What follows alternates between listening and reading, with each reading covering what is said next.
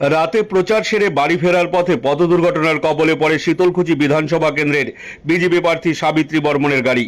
রাজ্য সড়ক থেকে উল্টে গিয়ে রাস্তার ধারে থাকা একটি জলাশয়ে উল্টে যায় সাবিত্রী বর্মনের গাড়ি।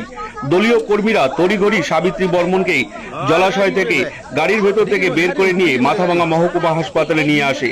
ঘটনাটি ঘটে শনিবার রাত আনুমানিক 12টা নাগাদ শিকারপুর 5 মাইল সংলগ্ন এলাকায়। বিজেপি নেতা গৌতম সরকার জানান, প্রচার সেরে বাড়ি ফেরার পথে উল্টো দিক থেকে একটি ট্রাক সামনে চলে এনে নিয়ন্ত্রণ হারিয়ে গাড়িটি নয়াঞ্জলিতে পড়ে যায়।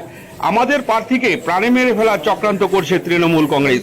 সাবিত্রী বর্মন ও চালকের মাথায় চোট লাগে। মাথাভাঙা মহকুমা হাসপাতালে তাদের প্রাথমিক চিকিৎসার পর উন্নত চিকিৎসার জন্য তাদের কোচবিহার এমজেএন মেডিকেল কলেজ ও হাসপাতালে স্থানান্তরিত করা হয়।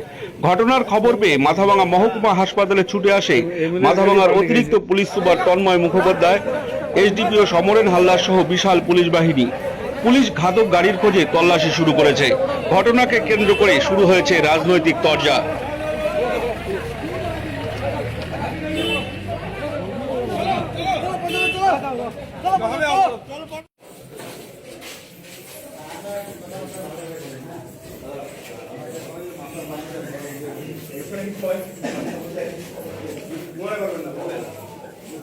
কি আশঙ্কা আপনাদের? অ্যাকচুয়ালি আমরা প্রচার করে বাড়িতে গিয়েছিলাম।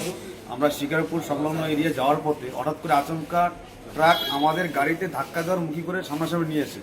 তখন আমাদের গাড়িটাকে বাঁচানোর জন্য আমরা সাইড দিয়ে গাড়িটি নিয়ে গাড়িটা পাল্টে গেছে। অ্যাকচুয়ালি আজকে যে ঘটনাটা ঘটেছে তাতে করে আমরা 100% মানে নিশ্চিত যে এটা ষড়যন্ত্র ছিল, কারণ আজকে আমাদের গাড়িতে ফ্ল্যাগও লাগানো ছিল।